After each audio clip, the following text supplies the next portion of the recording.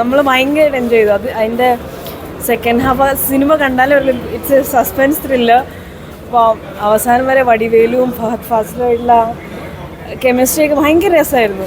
നമ്മൾ ഒന്നും വിചാരിക്കാണ്ട് വന്നാൽ but very nice movie. Like emotional, അതായത് കോമഡി ഉണ്ട്, ഇമോഷനുണ്ട്, സസ്പെൻസ് ഉണ്ട്.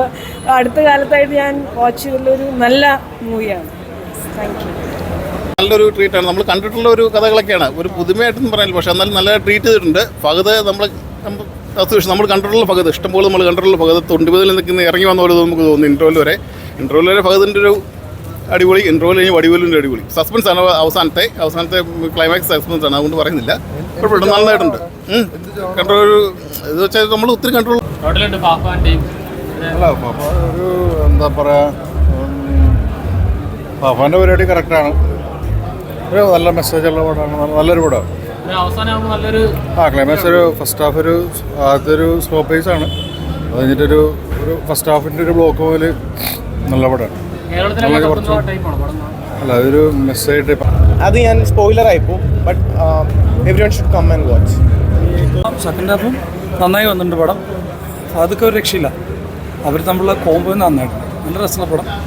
ക്ലൈമാക്സും വേറെ ലെവലാണ്. രസമുണ്ട് പടം. കൊള്ളാം, നന്നായിട്ടുണ്ട്. കണ്ടൻ്റൊക്കെ നന്നായിട്ടുണ്ട്. അവർ തമ്മിലുള്ള കെമിസ്ട്രി നന്നായിട്ട് വർക്കൗട്ട് ആയിട്ടുണ്ട്. എന്താ പറയുക, നമ്മളിപ്പോൾ കണ്ട ആ ഒരു എക്സൈറ്റ്മെൻറ്റിലാണ് നിൽക്കുന്നത്. സൂപ്പർ പടം, കാണേണ്ട പടമാണ്. നല്ല മൂവിയായിരുന്നു. ഫാഫ ഇവരുടെ കോമ്പിനേഷൻ, വലിയൊരു കോമ്പിനേഷൻ നല്ല രസമുണ്ടായിരുന്നു. സ്ലോ പേസാണ്. ഒരു ഇൻ്റർവ്യൂടെ ആകുമ്പോഴാണ് നമുക്ക് മനസ്സിലാണ് പടം ഏതാണ് വൈബ്, എന്താണ് സംഭവമുള്ളത്. അത്യാവശ്യം ത്രില്ലിംഗാണ്. സെക്കൻഡ് ഹാഫ് അത്യാവശ്യം നല്ല രസമുണ്ടായിരുന്നു. ഓവറോൾ നോക്കുകയാണെങ്കിൽ സ്ലോ പേസ് ആയിട്ടുള്ളൊരു ത്രില്ലർ പടം. സംഭവം ഇരിക്കും എന്തായാലും നല്ല രസമുണ്ടായിരുന്നു. അല്ല അങ്ങനത്തെ അത് കുറച്ചുകൂടി ഇമോഷണൽ സാധനമായിരുന്നല്ലേ ഇത്.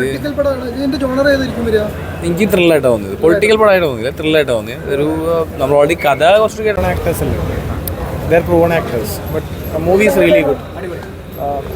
ഒരു അണ്ടർറേറ്റഡ് ആണ് ഇതുവരെ, but everyone should come and watch. It's a really good movie.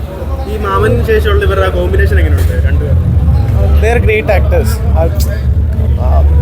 നല്ല കോമ്പിനേഷനാണ്. ബട്ട് സൊസൈറ്റി ഡിമാൻഡ് ചെയ്യുന്ന മൂവി. It's good movie.